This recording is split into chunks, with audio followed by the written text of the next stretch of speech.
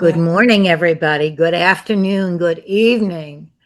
And this day for Help the Helpers, we have Katarina and Marvin who've been rehearsing and making loads of slides and preparing this wonderful meal for us. So I'm really looking forward to seeing what they've cooked up. And we have a new person, Dirk. Would you just introduce yourself briefly, Dirk? Just tell everybody where you're from. He might have stepped out for a minute. We'll have him introduce himself later. So this morning, we're going to have Katarina introduce Marvin and Marvin introduce Katarina. That sound like a good idea? Perfect. Okay. Yeah, it's all yours, Katarina. Well, we met at the Inner Development Goals, which was inspired by the United Nations, have the Sustainable Development Goals for the world. And Marvin recognized, well, we need to cultivate our inner development. So he has a beautiful program. I met him there, and then he moseyed on over to Lynn's 2-year international training, Forged, focusing oriented relation in groups environment. That's a mouthful, isn't it? Thank you, Katarina. Yeah, when we met, so hello everyone. Good morning, good afternoon, good day.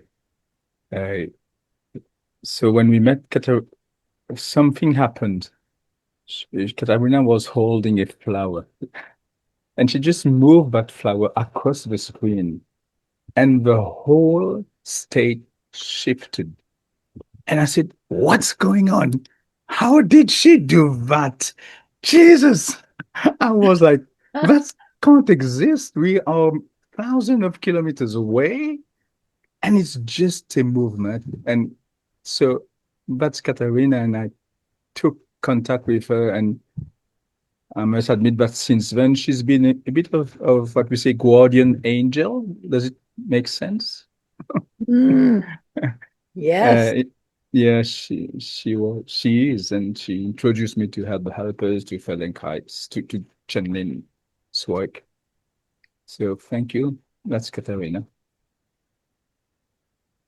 And now we have someone new. Dirk, do you like to introduce yourself a bit?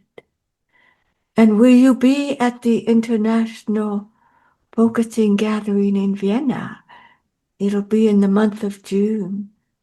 Hey, where do you know that? I like to go there. I asked Derek. Derek is my last contact about being a volunteer over there in June in Vienna. And the last email exchange had been, well, I'm asking him to be a volunteer because I'm out with money. So I like to, I asked him a volunteer. Is he free of, will he be free, the volunteer of the conference fee? But today he hasn't answered till today. I don't know. So maybe I could, I'm here in Germany, it's not so far away, but I could be there. I hope so. And to welcome you at the Welcome Center and maybe to make some videos. Okay. Yes. Well, we look forward to that, and Do you come? maybe we could see a show of hands of people who are going to be in Vienna. I have to go back to my gallery. No one. So Lynn, you are the only one. Well, actually, Gosha. and Gosha, yes, yes, yes. Oh. Okay, Katarina, back to you, back to our program. Mhm.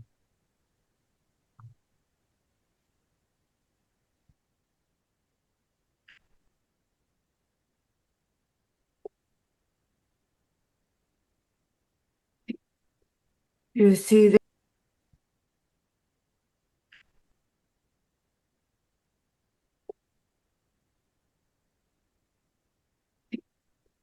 you see this slide? Yes. Yes. So faith, the unbreakable fiber. Doubt and faith as interweaving variables. So that was Katerina. And Marvin says sincerity in search of more profound understanding. And we were inspired by Dana Ganihar, who speaks of the edge of humanity. I love that. So, and Marvin is facilitator. He has a beautiful practice helping organizations in the Indian Ocean. Yes, in the island of Mauritius. And I put myself as author. I've written 3 things. And our reference is Dana Ganihar and Baruch Brenner in the living process with Greg Madison. You will have these slides so you can click on the link. And perhaps many of you have already watched and studied their very pivotal interview. Then we have this, some people asked for the slides from November to come back. And so we'll go through them very quickly now. And if there are any questions you want to develop something, we can come back to them. So this was about abject reverence towards ancient patterns and symbols. And Jenlin says we must not take them lightly because their function is living.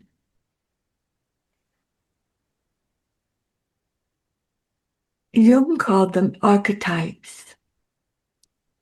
It is not the recommended attitude to have abject reverence for ancient patterns, symbols, and rituals.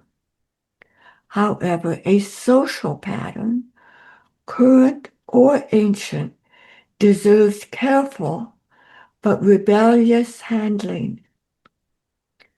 One cannot just wish it gone. It has energy because it is a life pattern of the body.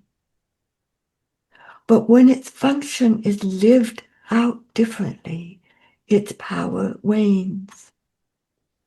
And even if we cannot live some of that, the old pattern weakens if our choices and intricate experiences are asserted in a continuing interplay with it. So that's from Gene Genlin's appendix, Theory of the Living Body, in his dream book, of which it's just a marvelous series. I have given several workshops over and over again just with that appendix and with the whole book. Now we have the poem for today, which, Dorothy, are you here now? Can you read it out loud? But Dorothy will read it at the end in any case. Would you like me to read it now or wait Yes, till the end? nice and loud so we hear you. Okay. Forgive me, but I forgot to ask you how you pronounce Bole. Bole? At the end. Are you the leaf, the blossom, or the bowl? The bowl. . Labor is blossoming or dancing, where the body is not bruised to pleasure soul, nor beauty born out of its own despair, nor blear-eyed wisdom out of midnight oil. O chestnut tree, great rooted blossomer, are you the leaf, the blossom, or the bowl? O body swayed to music, O brightening glance, how can we know the dancer from the dance? Mm. And that is from what? W.B. Yeats. Yeah. Yeats, I mean. Thank you. And then we have Loving the Questions Themselves from Rilke, which you know.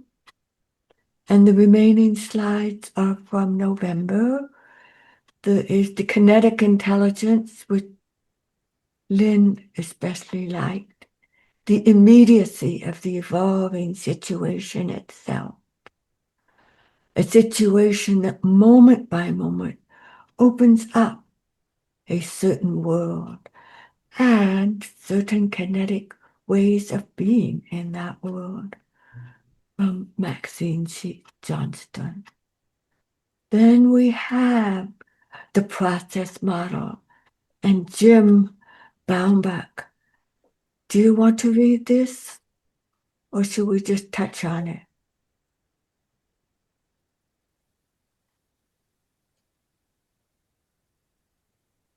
He's quiet.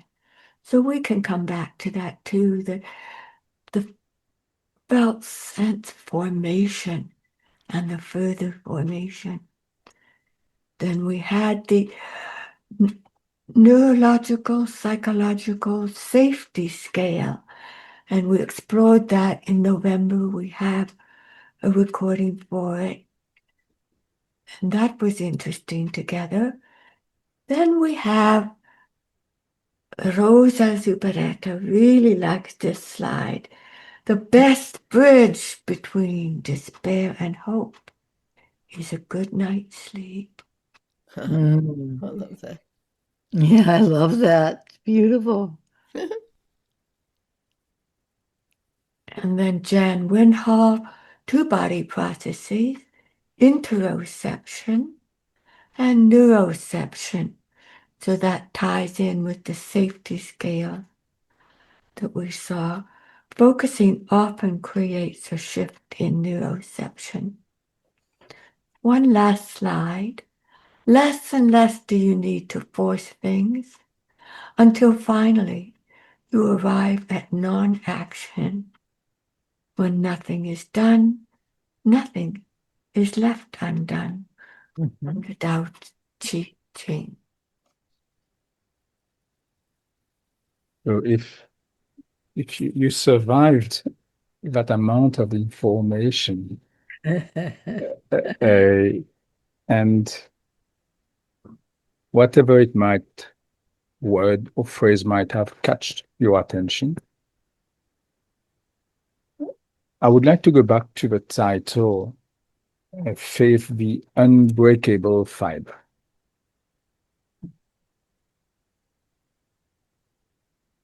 It's quite difficult to say what faith is without saying what it is about.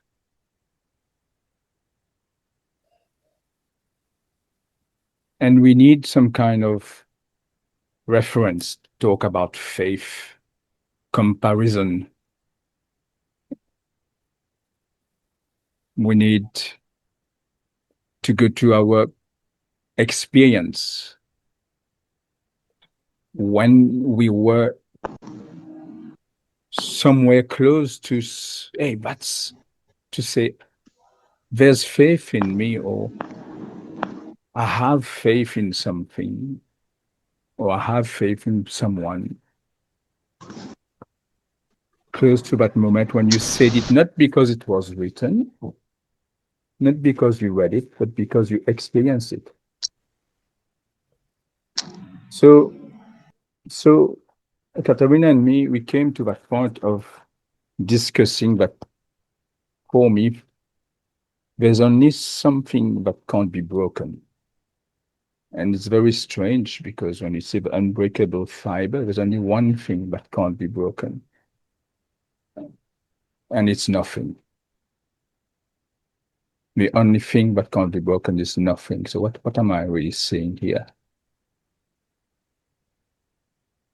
The absence of, and it doesn't matter the link, how strong the link is. Anything can be broken except what doesn't exist somehow. So we are inviting you today to venture, to explore for yourself, to explore together what's faith. So we might be talking about what it is about, but most importantly, what is faith? Are you okay?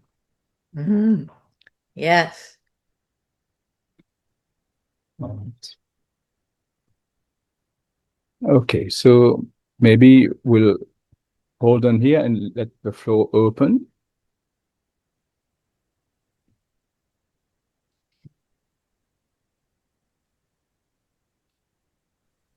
Marvin, thank you very much. Thank you very much for your thinking. And the first, what came up in me when I hear about faith, that is the faith in God or in something out, obviously somewhere out of myself. But while you were speaking, my mind or my understanding changed to that having faith in someone other. So there was a change from something above me somewhere, I don't know, in the universe, and then it changed to something in the interrelationship to somebody. Yeah, I'm faithful in that the other one will develop, and myself as well. That needs time to develop, yes, to become true or materialized or realized. So faith is a Platonic idea, an idea, and yeah, maybe an imagination. That's the reason for that I like imaginations, inner images. Okay, imagination. Yeah, they seem quite near to that coming out of the soul, being somehow a symbol, not clear, but somehow something. Yeah, what will become more clear in the aftermath. Yes. Thank you, Dirk. Yep. Thank you. If I may uh, um, underline what you said in some ways, as if that shift from faith in some entity that some might call with some names, to faith in someone that we can maybe connect to for some reason. But that's an opening of how you perceive what faith is. Thank you for that. I'm saying it because I don't want also to I'm going to use the word to limit the exploration to this, though what you're saying that makes it more tangible. It's not some hairy fairy thing. It's more something that exists and that we can say it exists. So thank you. I'm wondering, Marvin and Katarina, if we could take a moment and just sense into ourselves of being here together, exploring faith. Wow, what an event. And then what does that word mean to each of us? To have faith. Diana? To think about that. What is it? May be very different for each of us.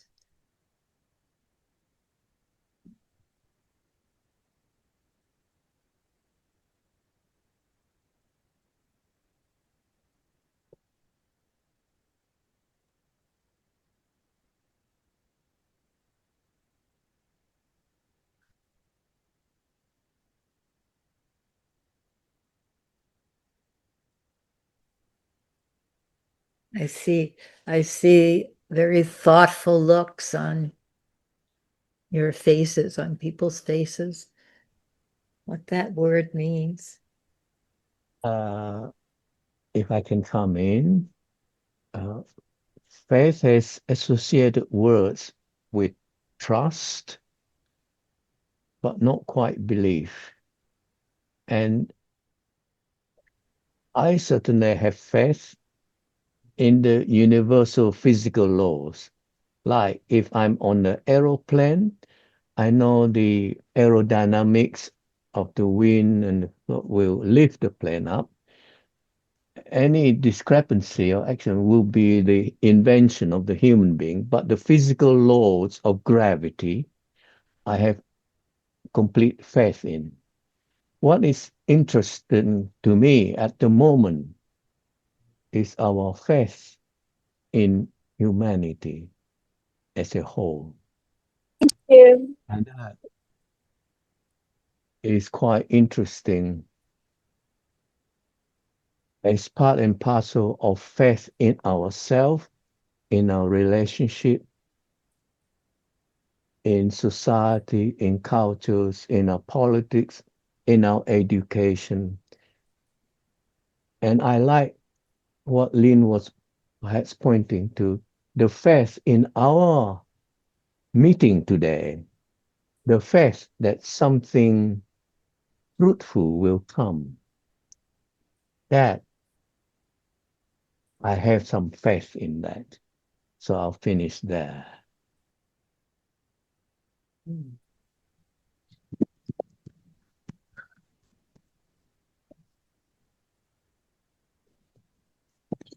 Thank you, Lip. Thank you for that sensitivity of noting that for some reason an empty space can lead to doubt. A lack of pseudo clarity can lead to distrust.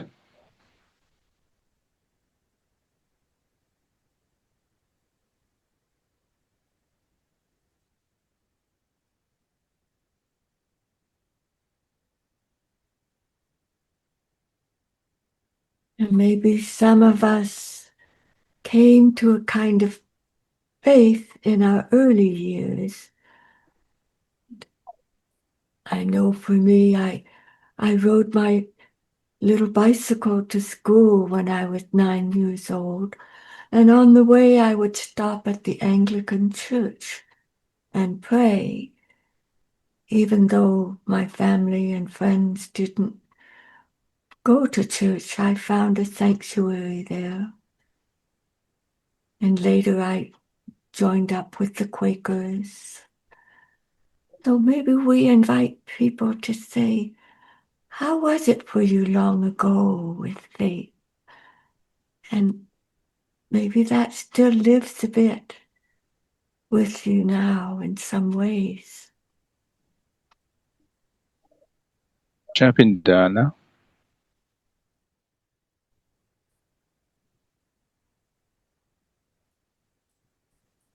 Looks like Priyanka, you have your hand up. Do you? There's been, if I may, there's been Dana waiting before Lip, and then, if you don't mind, Priyanka, but we can't hear her. Thank you. No, we can't hear you, Dana, for some reason. Her microphone is muted. Diana, we don't hear you. Goodness. Usually Don't so worry. loud. Maybe play your flute and we might hear your flute.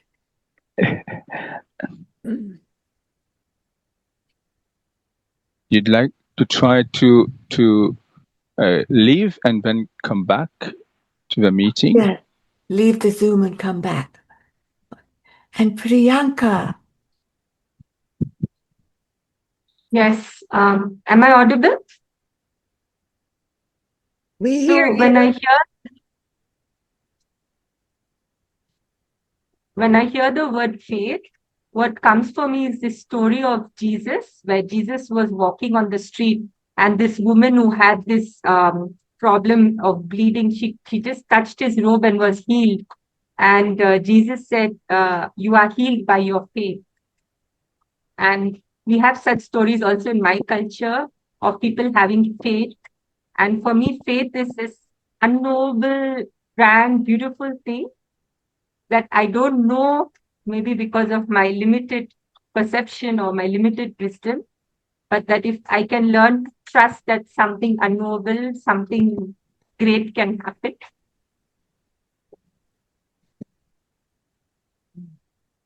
Thank you, Priyanka. Yes. Beth. Yes, thank you. Can you hear me? Yes. Faith to me is every inkling, every subtle, small step of life energy and death energy that intertwines and interacts. And I'm going to add, when Marvin said doubt is like that which kind of sinks or settles us into that bodily felt place that connects with the implicit, that brings forth the rising of faith. It's like the doubt touches something inside that also, it's like the potential energy toward the kinetic life energy and death energy. That's faith to me. Thank you. Thank you so much, Beth. Can I try Diana. again? Can you hear me now? Yes. Okay, Yes, let me try perfectly. again. So, faith is definitely, it's an embodied sense. So it's not just belief. It is belief that's embodied. It's a felt sense of belief. And even if so it's not dependent on what we know to be true, because sometimes we have faith about something that we know is absolutely not true. And we can still have a belief that it's a sense, a body sense that something is true. And that's what faith. Doubt is also a body sense. I think it's a combination. So there's both the thought and the body feeling. And without the body feeling, faith doesn't exist. All that work for such a short thing.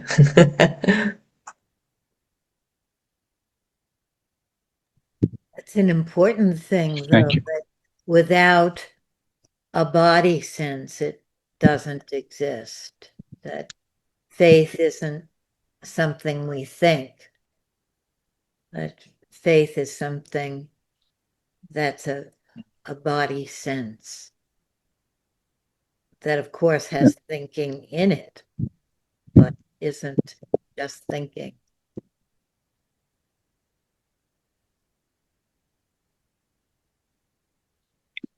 Diana, is it Diana or Diana?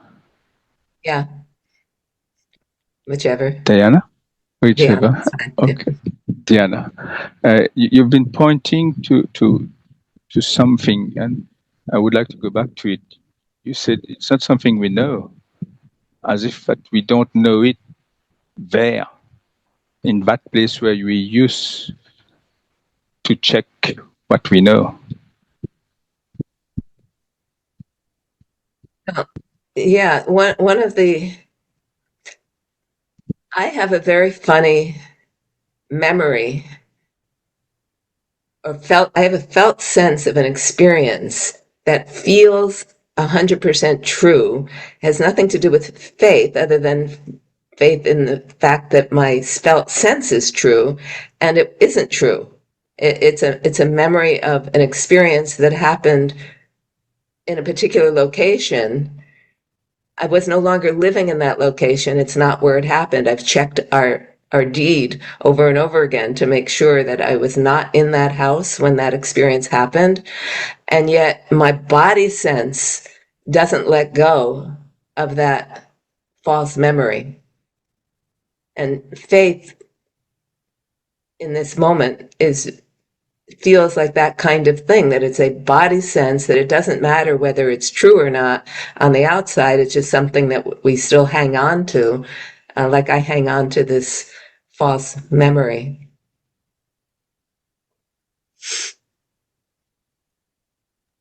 May I say, are you hanging on to the false memory, or are you hanging on to that it is false, that memory? It's false because the body sense of, I remember it perfectly. I remember the sense of it. I mean, it's something and how can you tell me that didn't happen? But it didn't happen. It didn't happen in the way that I remember it, which many memories are. I just threw in that word false memory. But so, I mean, faith and memory aren't the same thing, but that's what it brought up for me today, is that sense of trusting that rightness in our bodies. It's irrelevant what,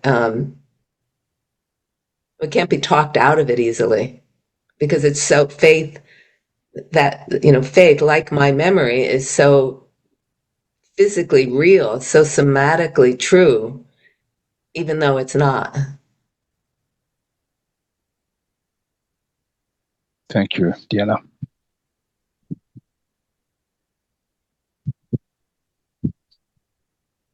Looks like Gosha. Just maybe pause a moment, absorb what we've heard, and then we'll listen to Gosha.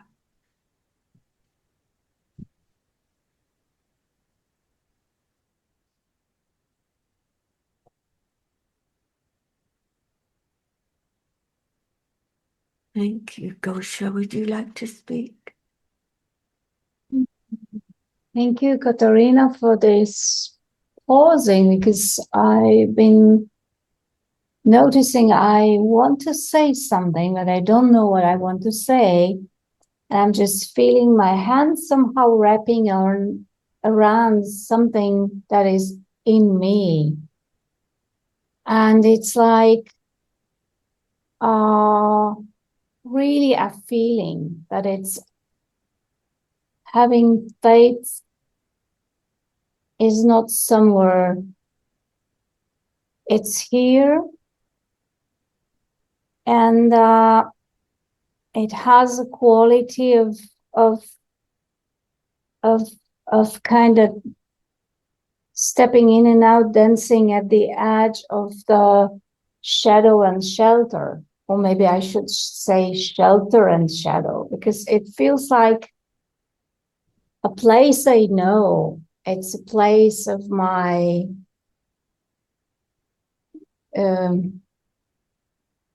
even words don't come, and there's this forgetting and that it is here, and so somehow it's covered, and sometimes it uncovers. So it's something like this faith can ripen, not in a linear way, and yeah, sometimes it's possible for me to surrender and remember, and sometimes it's just not. And I'm noticing my heart is beating and in my belly, and so, oh, you're saying something like that to those people you don't know so well. So it's taking a risk. But yeah, I'm happy that I spoke. Thank you for listening. Thank you for sharing. Gosha, could you say just a little bit more about the risk, the feeling of risk, and what feels risky to say? Thank you for asking that, because I think that what felt risky, that it will be judged, but I have the feeling that it's so different for everybody here that it just can't be judged. It's I think it's so personal. Yeah, it's not written anywhere else that in my heart. What does it mean for me or to me? Yes, written in your heart.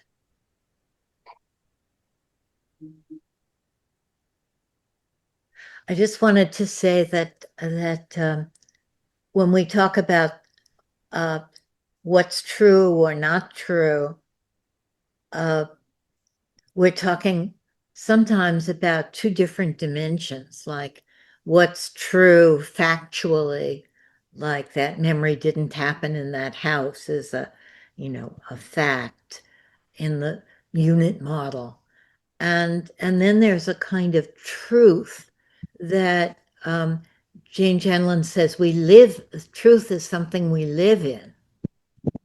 It's not about the facts, and that kind of truth that the body knows might not correspond with the facts of our life, but something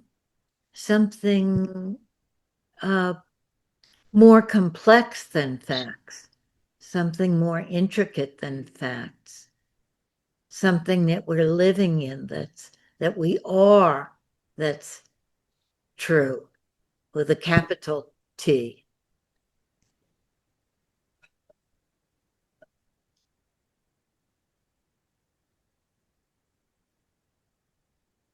And for me, faith is a beautiful word because it's a word that for me talks about that knowing that doesn't have to do with facts. That's beyond facts.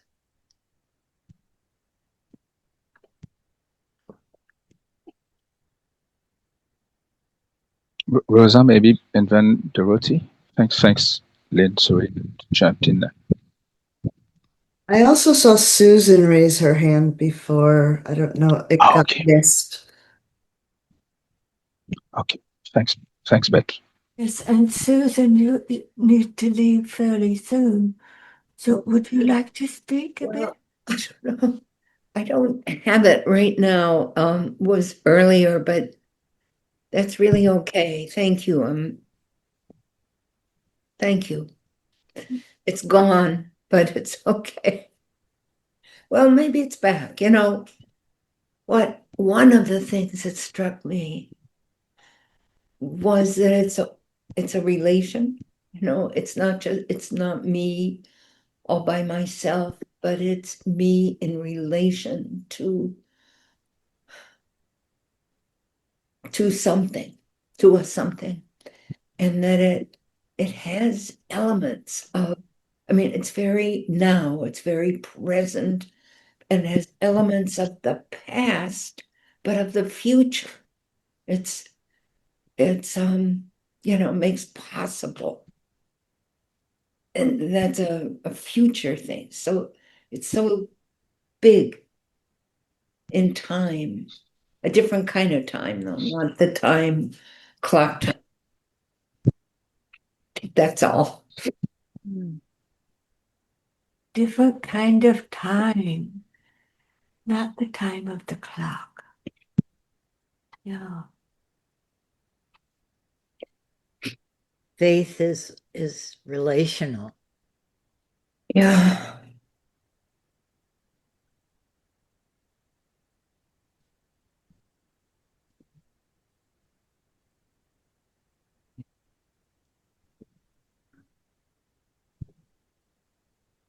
Please, Rosa. Yeah, thank you, Marvin. Thank you, Susan. Thank you, Katarina. Thank you, everyone who's spoken. So many things that are connecting for me. I want to start out by talking about fear because I just feel like talking about faith is this thing that we don't often do, right? In modernity, it's like faith got thrown out along with God and whatever. And but it's such an interesting topic because we have the freedom to talk about faith now, to say, what does faith mean to you? Right? And it's fine that we all have our different perspectives on it and our different experiences of it. And so then the relationship between faith and truth, like that feels like such a wonderfully charged topic. And I'm trying to, who brought that up? Diana. So what is our relationship to things that don't fit the criterion of truth or even just our own knowing, right? That this didn't happen and yet my body feels like it did. And what does that mean? I don't know. I've thought about faith before and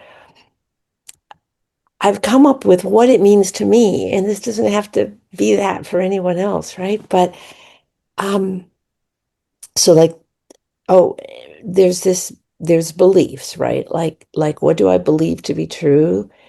And then knowledge, like what do I know to be true? And this whole thing about the element of past and future that was brought up really resonated for me because what it is for me, what I've present, and this might change, but what it's come to be for me is that how can I trust my own past experience and possibility of future experience, even when I'm not experiencing it in the moment. And I'll say a little bit about what I mean by that is just like there are times when I feel really connected to the universe and I feel like I know that that's true. And then there's other moments when I'm not feeling connected to the universe at all. I'm feeling very disconnected, very alienated, very afraid, whatever. And so faith is the word I use to say I can choose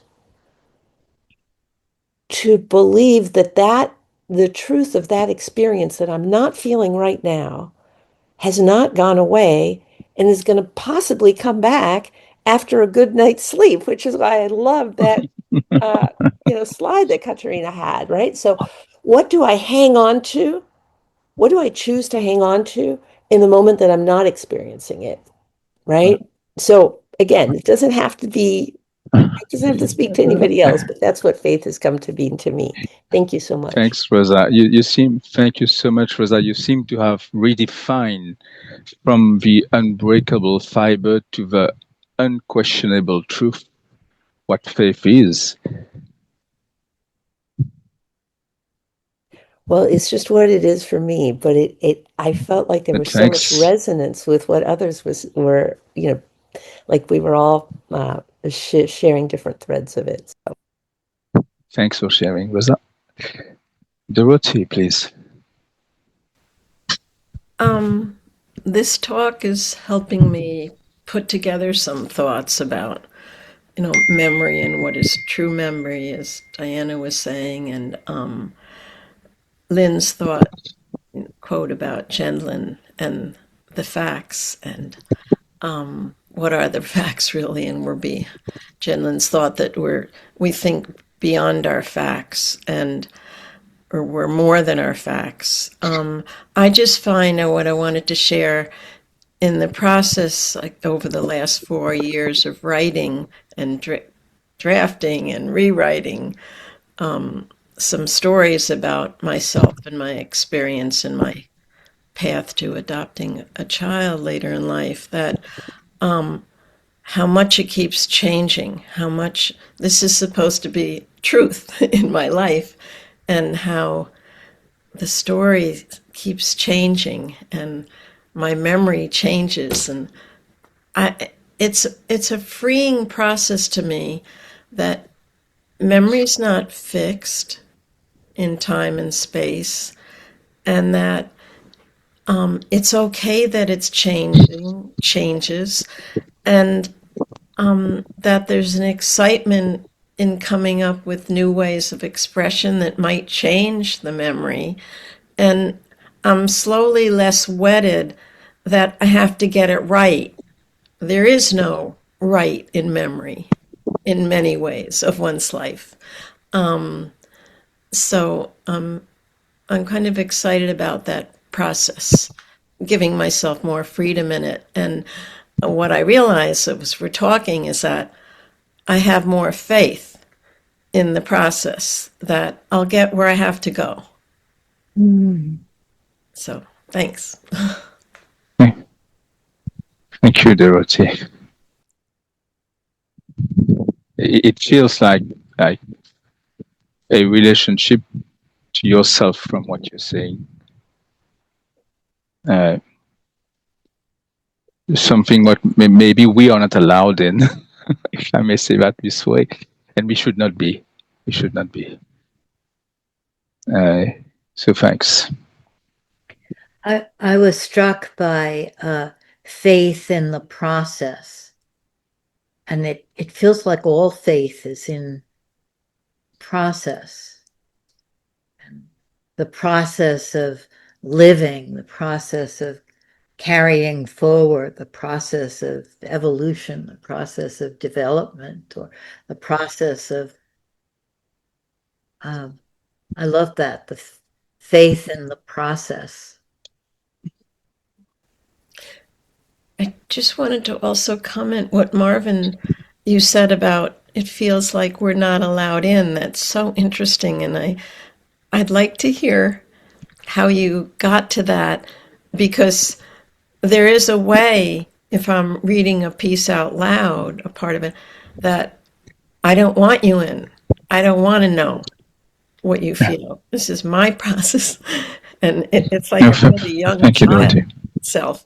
And so, but then there's another just so wanting you to come into it. So it's a very interesting process. Thank you, Dorothy. I'll just say a word and then let Priyanka take over.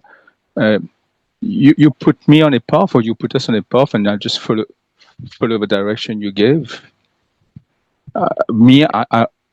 This is what happened to me afterwards, after following the direction you gave, and that's what I can say.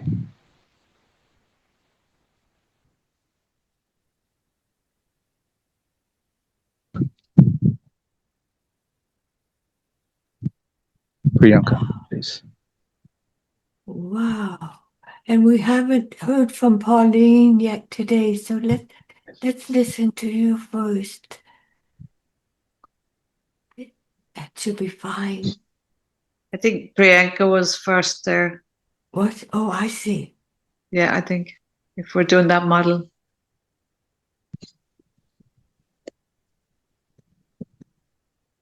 Yeah, I wanted to say that I was just reflecting on how I developed faith in spiritual teachings, and it was actually coming from a depth of despair where I didn't know what or who else to turn to. And when I heard the Dalai Lama speaking, and he said, "Your true nature is happiness," I don't know if that's true, but I just desperately wanted to believe that. I desperately wanted to believe that. And so I go with that. And I have faith in what the Dalai Lama said because he looks like a happy person. And so that relational aspect of what Lynn was talking about, my faith is completely based on my relation to the Dalai Lama. A lot of it, in fact. That was very, very interesting for me to just contemplate. Wow, thank you. Each time you speak about the Dalai Lama, it becomes more and more real. Thank you, Priyanka. We see the Dalai Lama in your face. Mm-hmm.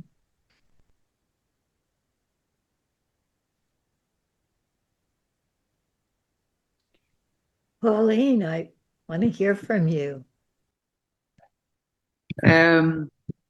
Yeah, I don't know that I want to hear from me. I have to have faith. So it's something about, and it's kind of like maybe just a dance, like a jazz riff or something. You put something in and then you hear something and then you're encouraged to come back, even though it's kind of like takes a little bit of energy and trusting what's going to come. But it's the something about for me at this stage, not automatically conforming to what someone else tells me what it is. So if it's written already, so it's more about the experience. So it's trusting the process, but not until you process the trust, because everything is kind of a process. Cancer is a process, and if you trust that, you know where you're going. And if you don't want to go where that goes, some intervention needs to be made, so and the same with it was kind of like the physical world, we know that isn't now physical as in political physical, so it's that. And being with, and I think that for me it's linked to resonance, that unless there's a vision, unless I have a vision for something bigger than I was going, then it's like, well, then I haven't actually shifted my perspective. And I think perspective and perception comes from a different sort of a realm, beyond imagination. So that's where I want, and I think that there are visions that are that I want to put I don't know if it's trust or faith I want to be carried by, as in a medium, and then I will bring those towards me. So it's all the time looking towards the feedback and the whispers of where I'm actually, and the words doesn't matter. It's anchored in what I'm experiencing really, is the feedback, so it's trusting the process and processing the trusting, and certainly it has to be a shift in the faith in what already is there. And I think that has vision, it's like Magellan ships, it's that it's not created yet, and the future is, beckoning us to better things, the future. But once we again, it's really I want others to kind of like really tell me, no, this is blind faith, don't go there, you know where that's going to lead, so thank you. Pauline? Yes, Pauline, I'm I'm in between asking you a question or giving you a word. Do both. But you have only one. you have to make a choice. Do I? Which Go on. one? Whatever you feel like. Question? What would you like to do? So I'll give you a word. Okay. Doubt can be terrible, but hesitation. Yes. Hesitation. And there's no need to change the hesitation. It has very good reason to be there.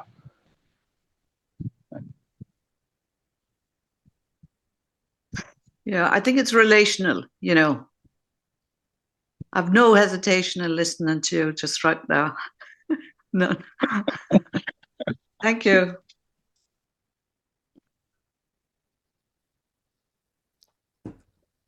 I like that, processing the faith, and there's faith in processing the faith.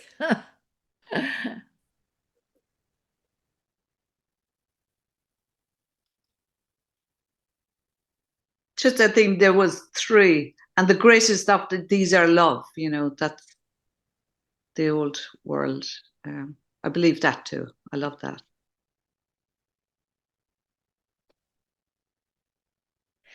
Pauline, could you say that just one more time? I didn't quite get it.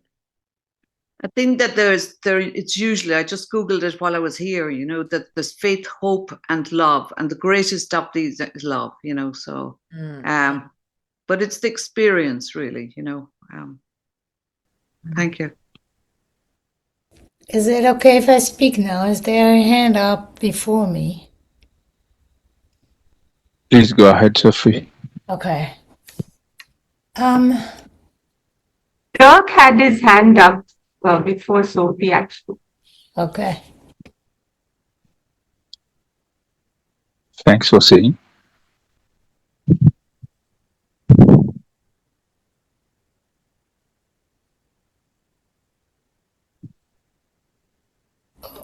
I thought somebody had their hand up. Is that right? Somebody who wants to speak that was putting their hand up before I just spoke. It was Dirk. Yeah, Dirk. Yes, but go ahead. I'm waiting. Sophie, please go ahead. Okay. I tend to like jumping in, not put my hand up. It's, yeah. I guess what I love a lot of what have been said, and maybe I didn't hear this, that feels is an important piece for me about faith, or what we call faith. Like something in me is being mirrored in nature around me, and it's sometimes easier to see nature around me and see what evolves, how it grows, how it dies, how it transforms, and what's outside there is in me that I know, and so that gives me faith, because I can see grass, coming through the asphalt, or a plant that seemed dead, or even a tree that we cut to make it disappear, and then more branches come from that tree. So that's real to me. Thank you. Thank you, Sophie.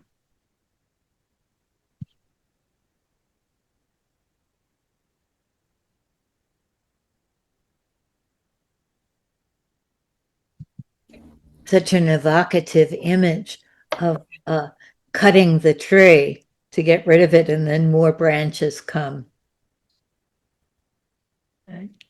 Maybe even in ourselves, we cut pieces off and then more branches come. Yes, exactly. Thank you, Lynn. I think Drake wanted to say something now.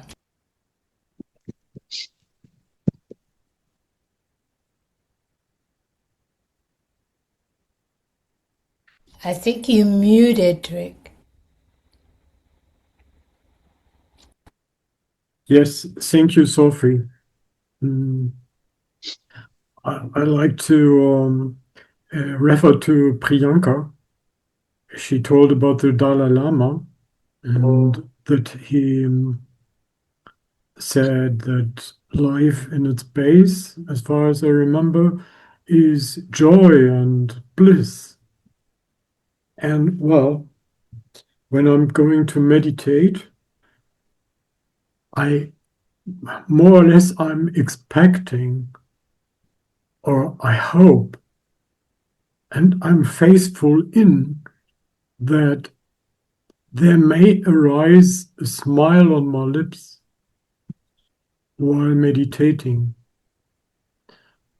Often it happens, but sometimes it does not happen because I'm full of, I don't know what, stress or trouble or thoughts and the daily life experiences, whatever happens. But often, yes, there arises a smile on my lips, an inner smile of joy. And well, what is it? It's an expectation already in me that that smile may come. Is it an expectation that the tree which is cut will drive out again some branches and the grass is coming up under the asphalt? What is it? Is it? I can't really differentiate it. So hope, expectation, and the faith in something that is closely related to each other, but I don't want to idealize faith, but it seems to be something other than the expectation based on experience. Something other than the faith, then yeah. Yes. Yeah. Thank you. Thank you.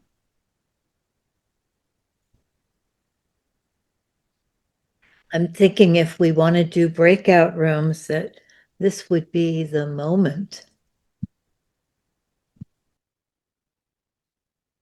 Would we hear Jim first and then consider if we go to Yes. breakout room?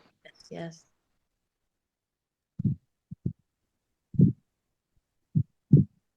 I had faith I'd be able to remain silent, but it was misplaced faith. We haven't talked about misplaced faith. I had faith we were going to do breakout rooms, and then I lost that faith, and now it sounds like we're going to have them. So I had misplaced faith, and then I had actual misplaced faith. So now we can have our breakout rooms. With restored faith, we will have breakout rooms. You lost your faith, but then then you're surprised.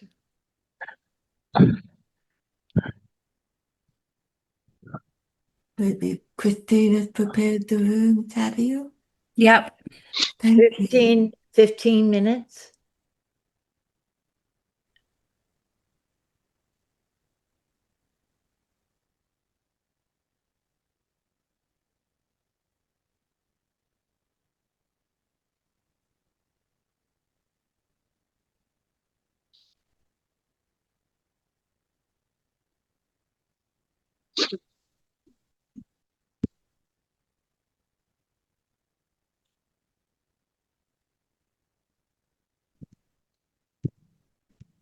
Incy, do you want to be in the room?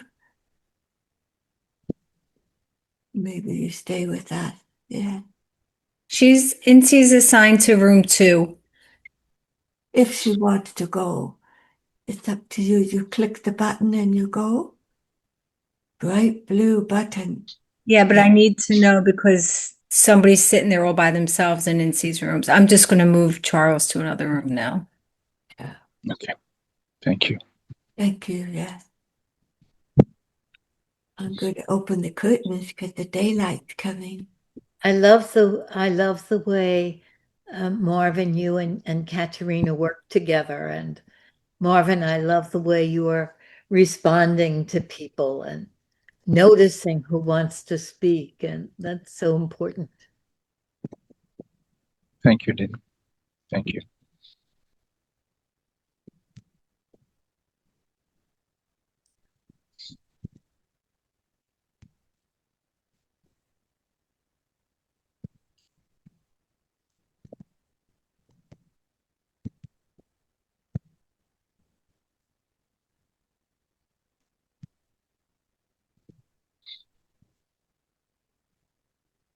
So there's in T, in C, still on, and Lynn. Yeah. Azim, Azim hasn't gone to the breakout rooms. I'm not sure if he is here. well, I'm going on a little break, and I will see you in 15 minutes. See you.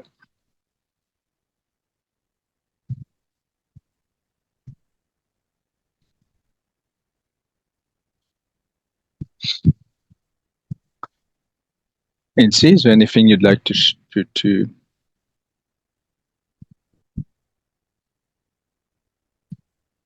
Can you hear me? I can see only the top part of your face. I can see, and now I see your eyes a little bit. Yes. Where are you, Nancy?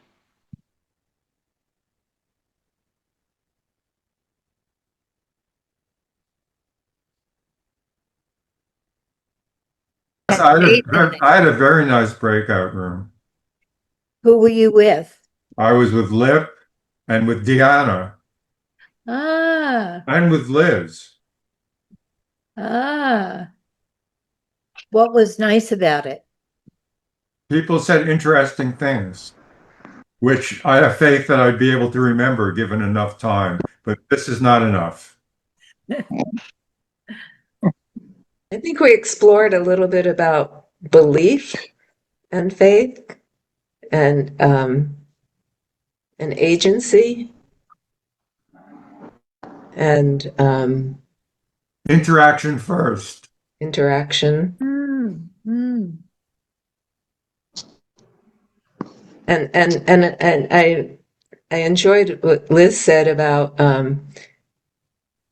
how Buddhism isn't interested in belief so much, or throws it out in a way. And I have to share this song, and I won't sing it, but a friend of mine wrote, because his Buddhist teacher was explaining to him how all other systems and how all religions are delusion. And he wrote a song called "My Delusion is Better Than Your Delusion."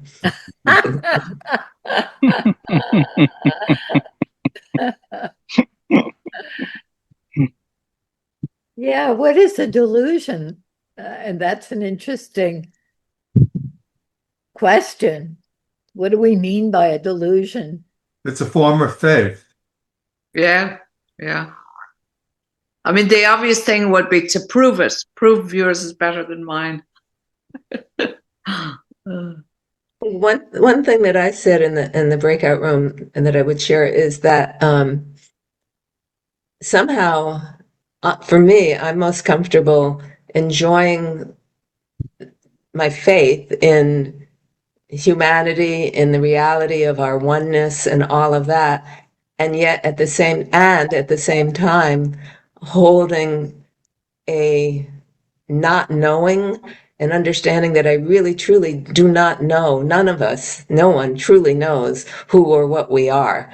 So there's that place of total not knowing, and then just inside of that is the experience of oneness that I'm happy to have faith in. Oh, I like that. When I was reading the question of being curious about how do we process our faith, what goes into processing our faith? What does that mean, really, to process it? Because I said I've been processing it, which is how I came up with my cosmology. But what do you mean when you say processing it? Well, somebody mentioned that we trust in the process of faith. And then I just, how do we develop faith, and how do we How do we process a connection to it?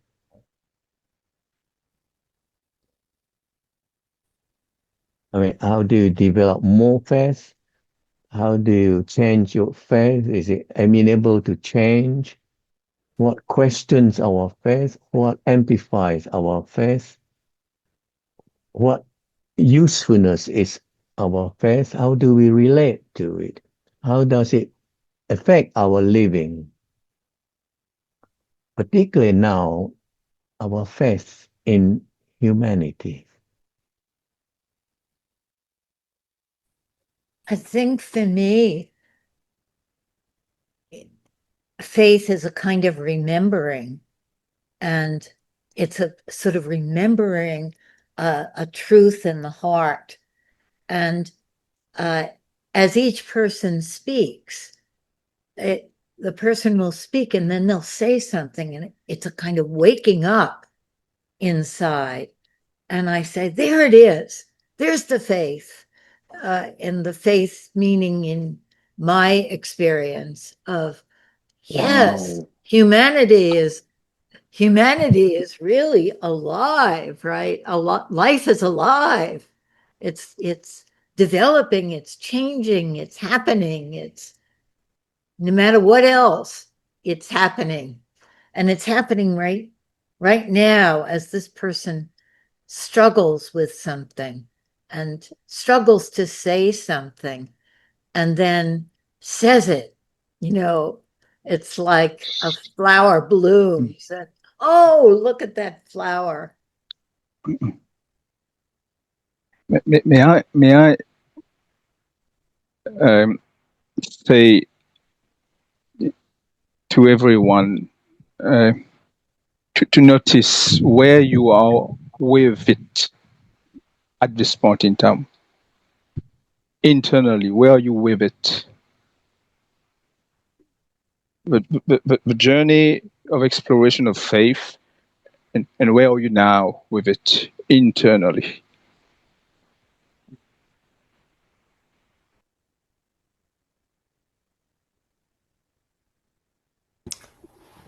For me, at this moment, I feel more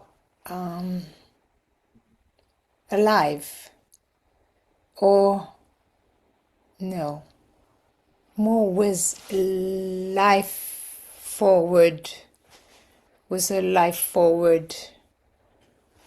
Doesn't have to go there, I can forward movement. I was very much with a more death kind of forward movement before coming this morning.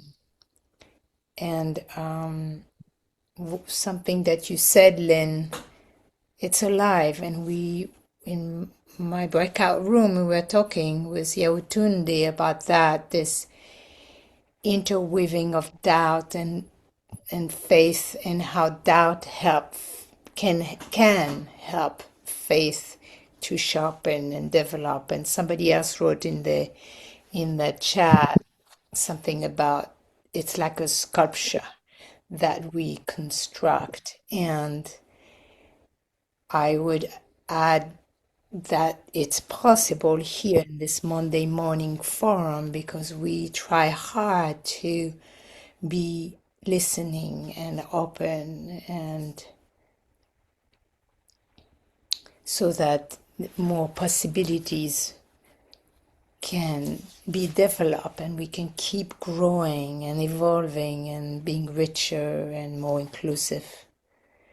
So this feel like we are constructing, and maybe that's what's giving me really faith, a model with human. There's human being here, mostly, right?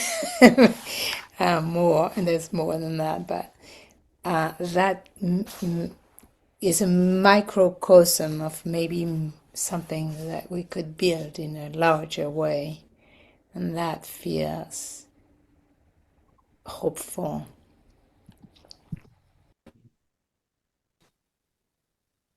So gratitude. Thank you, Marvin. Thank you, Sophie. Thank you.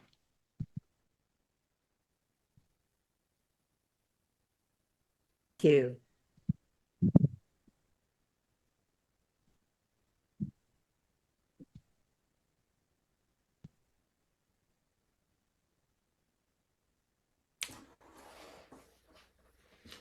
I think it's time for our poem. Does he like to read it again? Yeah. A little bit of W.B. Yeats. I think that's a great idea. Thank you so much, Katarina and Marvin.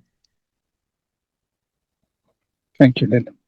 I love the stretching that we were doing. You talk about that. I looked up the word bowl, who some of you who might not have known it, the meaning like myself, and it's a tree trunk. So, are you the leaf, the blossom, or the bowl? Labor is blossoming or dancing where the body is not bruised to pleasure soul, nor beauty born out of its own despair, nor blear-eyed wisdom out of midnight oil. O chestnut tree, great rooted blossomer, are you the leaf, the blossom, or the bowl? O body swayed to music, O brightening glance, how can we know the dancer from the dance?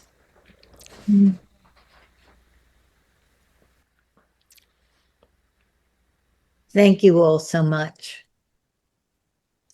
See you next week. Thank you. Tomorrow starts the new psychotherapy class. So anybody that's interested in that, 11 o'clock New York time. You put the link in the chat. Christine will put the link in the chat and the flyer. Thank you, Katarina. I forgot to say thank you to you and everybody. Yes. Thank you, Marvin. Thank you, Katarina. This was beautiful. Gosha, Rosa, Nancy, Beth, Dick, Head. Thank you. Bye. Thank you, everybody. Thank you.